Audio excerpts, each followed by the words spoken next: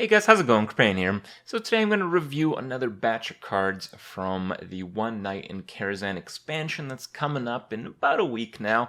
And yeah, I've done one video. This isn't the first review of the cards, just did the initial few in that video you guys can check out. And now we have a few more interesting additions. We have Malchezaar's Imp, the common Warlock card, the 1 mana 1/3. That's a good stat line. We got the Demon. When you discard a card, you draw a card. So this is a pretty interesting card. It's, again, this kind of like discard format that Blizzard has tried to add many cards to over time and really has not been successful in any way, and this, maybe this will help. It's important to know you actually have to discard a card to draw a card. You can't just draw a card when you don't have a hand, when you play a card that normally discards a few. So we'll have to see. I don't think the card will just be good enough in like zoo decks. I think you need a few more discard mechanics, but maybe it'll work. In Arena, 1/3 stat lines are not so great in Arena. They're generally mediocre, so not really a big addition there. Then we have Babbling Book. The Mage rare, 1 mana 1/1 in Battlecry, adds a random Mage spell to your hand. Now, Mage spells are pretty good, but some of them are not so great. If you have a lot of spell synergies, like most of the Tempo Mage decks do, I think you're going to be generally quite happy with the results of this card, because when you play those type of spell-reliant decks, it doesn't matter so much that you have a particular effect from a spell. It's more so that you have a spell, because the surrounding, deck synergies make any spell really a powerful one. So I think, we might see some constructed play out of the card. I doubt it, but I think it's possible. In Arena, it's going to be all right. I don't think it's going to be all that great, but I've been wrong as, when it comes to putting rarities on certain cards, as I talked about in regard to the common Mage cards being introduced in One Night in Karazhan. I have a feeling this card is much worse than a particular common card that has already been released, so I don't really understand the rarity behind this card, but regardless, we'll see. Maybe I'm wrong. Maybe it's going to be better than I think, at least in terms of Arena. And we have Bookworm. It's a dragon. It's a 6 mana 3/6, which is abysmal stats. And the battle cry is, if you're holding a dragon, destroy an enemy minion with 3 attack or less. So if you look at the effects, if you sum them up based on what other cards can do, it's a pretty decent card. So, people play Shadow Word Pain. Well, that's actually not true, because to play Shadow Word Pain, first you have to play a priest, which people are not doing, but the few people that are mad enough to actually try to make priest decks and play them do include that card quite a bit. So you look at that card, that's 2 mana, and you have Bookworm, which basically does that effect for 6 mana, so you get like 4 mana worth of a 3/6, plus it's a 2-in-1 card, requires a dragon, which is a negative, but it kind of balances out. Seems like a fair card, right? Well, it's not really that fair of a card, and the reason it's not that fair of a card is because on turn 6, your opponent is not really playing many cards that you can remove with this card. So, the Shadow Word Pain effect is great, but it's generally great in the first, 4 turns. On turn 6 plus, not so great. And that's largely why a few of the other cards with similar effects don't see as much play as you might think they would. So, Bookworm, is it great? Nah. Is it alright? Yeah, it's okay. I think it might work in some decks, because generally a lot of the dragon-themed decks are pretty proactive. It's a very reactive card. You might be able to have like a one-of, but I'm not too optimistic about it. And it's clearly garbage in Arena. And we have Morros, which is quite possibly the worst legendary in the game, but it's an interesting one. It's a 3 mana 1/1 stealth, and at the end of your turn, you summon a 1/1 steward. So what is a 1/1 steward? It's a 1/1 that does nothing, so it's actually pretty terrible. To really get value out of this card, you need a lot of stuff to happen. I think you need the end of turn effect to trigger at least 3 times before it's even decent, and I would say probably 4 times to really be worthy of a legendary status card. There are some synergies though, particularly the one that came to my mind is the Darkshire, I think, Steward, the Paladin card introduced in Whispers of the Old Gods. So, if Morros can have Divine Shield, if he's a 1/1 stealth Divine Shield, and the guys popping out have Divine Shield, I think that can get out of control. So maybe that's all right, but nah, I'm not too optimistic. Though, playing a 30 legendary format, particularly in the wild format, I do welcome any 3-mana legendaries, regardless of how crappy they are. And we have Prince Malchezaar. 5 mana, 5/6 demon. That's an interesting one. And when the game starts, add 5 extra legendary minions to your deck. Now, I've done a little bit of research, but I haven't really figured out when the start of the game is. I'm not sure if the start of the game is during the mulligan stage or after the mulligan stage. And it might seem like, the start of the game. It's, before you mulligan, so you can probably see what the 5 extra legendaries are in your deck in the mulligan stages. That might not be exactly true, because I've played certain Tavern Brawls which had the rules of, at the start of the game you get to choose like an aura effect, and the aura effect is actually chosen after your mulligan stage. So that actually has a pretty big deal when it comes to how playable this card is, because it's generally a downside to have more cards in your deck because you lose consistency, but you gain an advantage in the fatigue war. However, the consistency is really marginalized if the start of the game happens after your mulligan stage. So if you can mulligan super aggressively for your early game cards without the penalty of the extra 5, having 5 extra cards to then make your deck a little bit more inconsistent is not going to be as big of a deal as it would otherwise. And the card itself is pretty good. The extra legendary minions still follow the rule of what you could actually put in your deck. So if you are playing Paladin and you have, let's say, all the Paladin legendaries, you can't get any duplicates of those Paladin legendaries. You can only get neutral legendaries, and you can only get neutral legendaries that, again, you don't already have in your deck. So, because of that, the cards that you're going to get randomly from Prince Malchezaar are generally going to be fairly low quality, but they're generally going to be heavy, as most legendary minions are heavy. So adding weight to a deck, if it doesn't affect your mulligan stage, actually seems pretty good to me. And I think some control decks will take advantage of this card, despite, some people have criticized the card a little bit. And of course, it's going to be one of the most amazing cards to ever draft in Arena, as, having like 6 legendaries in your deck is just going to be amazing. So I very much look forward to playing him and not playing against him. He might be one of the best arena cards in the entire game, if not the best arena card in the game. So, be careful of that. Then we have Protect the King. A 3 mana Unleash the Pawns with Taunt. That's a pretty interesting one, right? So, people got a bit excited over this card. I think it is a very interesting card. It doesn't seem to me like a great card, but it is a very interesting one. So, the clear comparison to Protect the King is Unleash the Hounds. Now, what are the differences here? So, the Hounds are beasts, which has an added value, particularly if you're Hunter.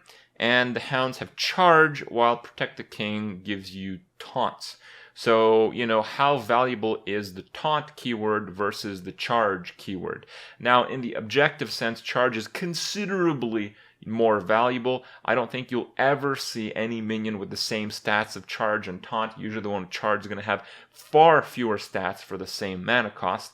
So, but it's a little bit different when it comes to really small minions, because, a 1/1 taunt still stops a 10/10 minion if your opponent can't deal with it. So, it might actually be alright, but Protect the King, because it's so reactionary and there's so many effects out there that already clear, a spam of 1/1s on the board, I think you really do need to combo it with a few other cards. So Protect the King might be good if you use it in conjunction with Bolster. Now, Bolster is a really bad card, and if you try to play Taunt Warrior, well, you probably haven't, but I've tried to play Taunt Warrior, and it's not a great deck.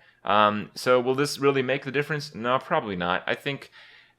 But maybe. I think it'll still suck. I think it still won't work. But if you do have it with Bolster, then it's going to be really good.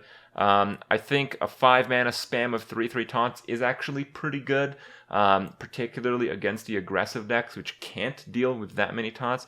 But other than that, there's really not too much. You might be able to, use Protect the King and then, I don't know, Commanding Shout, and then use like AoE effects. So you just have a row of taunts against, an empty board. So if your opponent plays small minions, you maybe clear them out with weapons. Plays big minions, they're screwed because they can't get past the wall of taunts. So there's there's actually a lot of fringe situations where this card is good. And just the sum of those unusual situations might be good enough to have this card see some play. But again, I kind of doubt it. I think it's generally kind of a bad card. Then we have Cara Chasm. We have a Warlock spell, summon a 1/1 candle, 2/2 broom, and 3/3 teapot. I'd wonder if the teapot's a mech, but probably is not going to be a mech.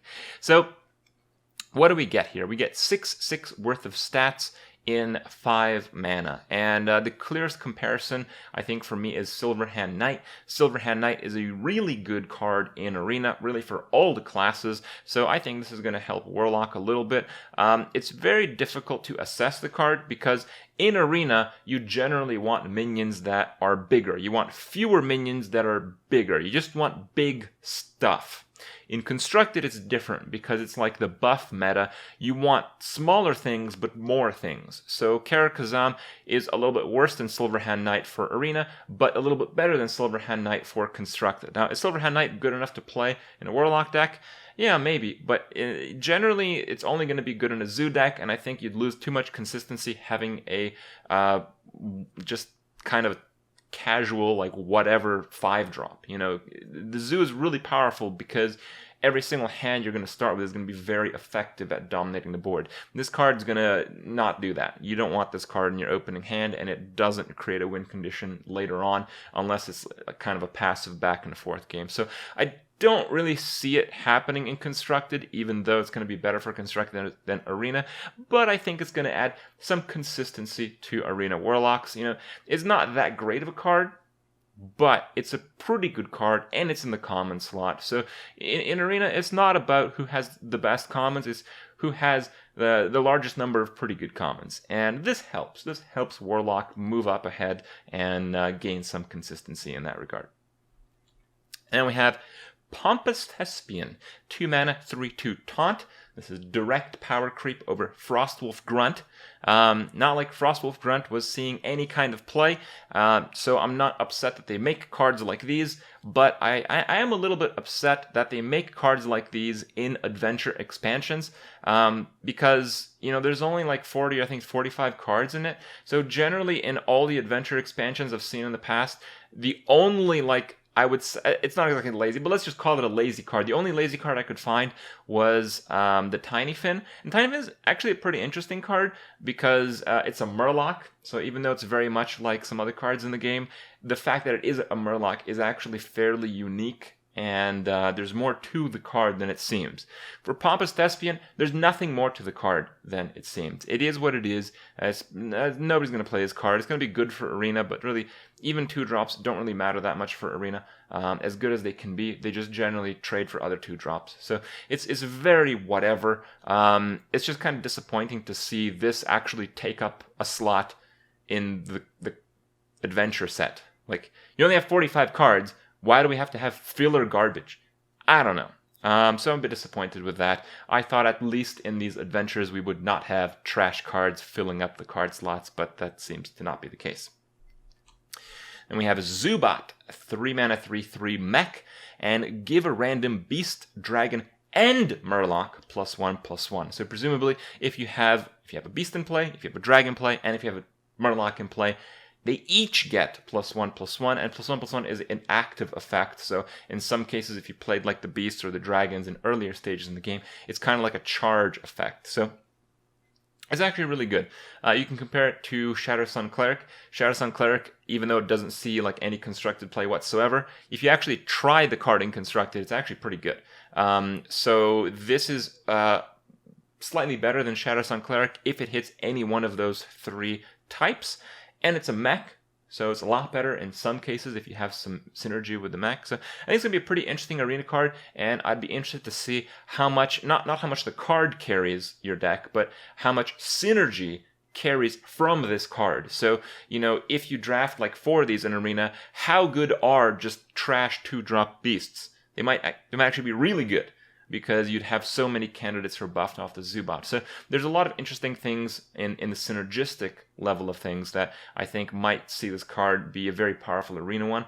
But in terms of constructed, it'd be interesting to see what kind of decks you can actually make use of this effect, but I'd imagine not too many. Again, my only really imagination is you can put in your Tiny Fins in almost any deck and you can get a 2/2 for 0 on turn 3. That's kind of a power play, actually. Early game power plays are actually pretty big deals, even though it's kind of a weird effect, weird synergy with generally a bad card. It's a powerful play. It's just that, it's not about like how good is it when the synergy happens. It's what cost is there to the deck in terms of consistency to actually put in a card like Murloc Tiny Fin in your deck.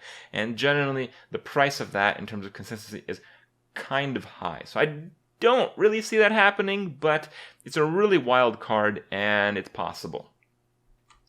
Then we have Nether Spite Historian, 2 mana, 1/3, Battlecry. If you're holding a dragon, discover a dragon. So as you guys probably know, while there are small dragons in the game, they're generally giants. They're generally 8, 9, 10 mana cards.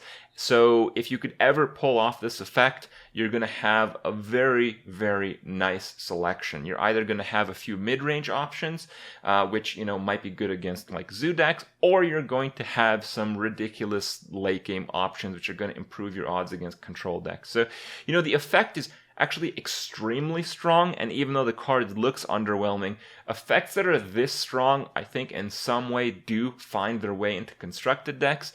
It's a common card, so you might see quite a bit of this in Arena, but in Arena it's kind of difficult to just get dragons. So it's kind of tough. It's tough to make that call.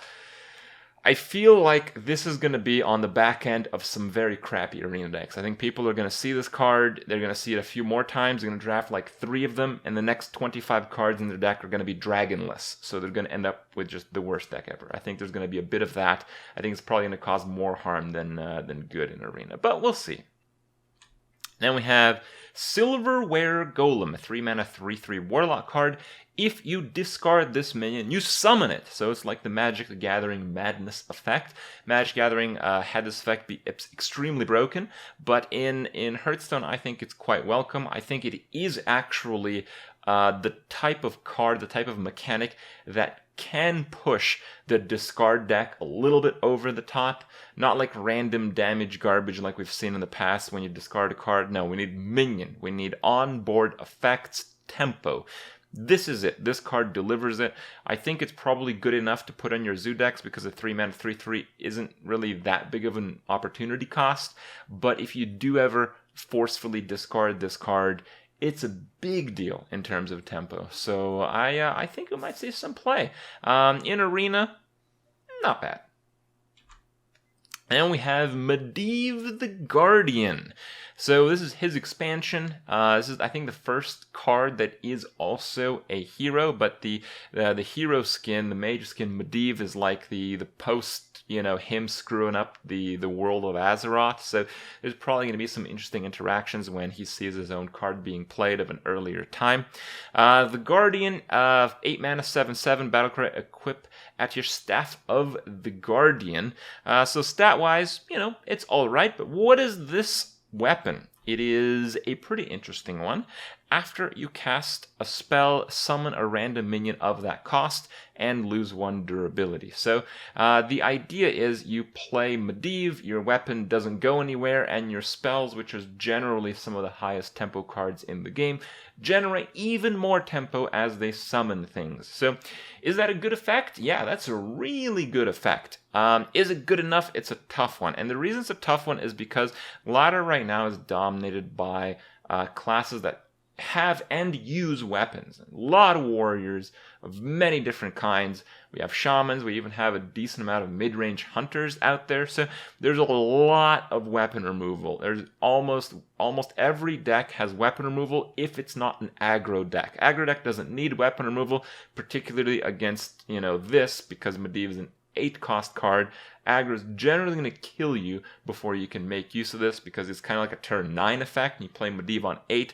You're not really playing any spells with Medivh, so it's like a turn 9 effect. It's a really big effect, particularly because you gain more value, but you also gain a ton of tempo. So I think it's really powerful, but it's really powerful in like mid-range and control style decks. And I just don't know how successful that would be. It's a very powerful card, but it seems a bit misfit in the current meta. Tons of weapon removal, and generally you can't have such a passive turn as just playing a vanilla minion on turn 8. So excellent card, very powerful, a bit misfit right now. We'll see what comes up. Has the potential to be extremely powerful. Then we have Fool's Bane. This is a warrior common card, and that's very important for Arena. 5 mana, 3/4, and unlimited attacks each turn, and can't attack heroes. So the idea is you play this card, and then you slam down 4 different attacks on the same turn against 4 different minions, or maybe like 3 different minions. And it's basically kind of like a board clear that you take a lot of damage. So it's kind of difficult to say if this will see some constructed play, because in constructed, if you want to clear the board, there's generally better ways to do it, but in Arena, this card's going to make a big impact. I think it's better than Arcanite Reaper, which is probably the closest card to it. They're both 5 mana weapons. Fool's Bane, I think, is slightly better. I think it's going to be better like 60-70% of the time, so I think it's going to be like, about a 100-point card if we're talking about like Hearth Arena tier list. So another very powerful warrior card. It's going to push warriors even a little bit higher than where they are, and maybe, we'll see, maybe we'll reach that, elusive tier 1 that warrior has never been on in Arena. Then lastly, we have Moonglade Portal. It's another portal. I think this is going to be 5 portals. This is the second one revealed after the Mage one. It is a rare, interesting choice of rarity, Blizzard. 6 mana, restore 6 health, summon a random 6-cost minion. So 6-cost minions are slightly better than 5-cost minions, slightly worse than 7-cost minions, just kind of like the average result. I think you're going to get a good minion about 70, fair or good minion 70% of the time. The 6 heal effect, I think, is more relevant for Construct than it is for Arena, because in the later stages of the game, you'll often find yourselves in spots where you have to make a defensive play, but you also want to play stuff, so it's very difficult to do both, and this will offer a solution to do that. So I feel like this is going to find its way into some kind of constructed Druid deck, even though I don't really imagine controlled Druid to be a thing. I don't know, the card seems good enough that it would actually work, so I don't know, we'll see. In terms of Arena, it's just going to be a good card because it does multiple things, but still, you're not going to see it too often, so it's not going to help Druid overall as a class as much as you might think it does, but it's cool. Heal effects are cool. You can heal a minion, you can heal yourself, you can generate a lot of value by healing a giant minion, so it's a very flexible, very cool card, cool random effect, really like it, and we'll have to see just some crazy highlights from the card, I guess, in the future. But for now, hope you guys enjoyed my card review. We'll have to wait to see what more creations come out of the One Night in Karazhan expansion, and yeah, till the next review, see you guys tomorrow.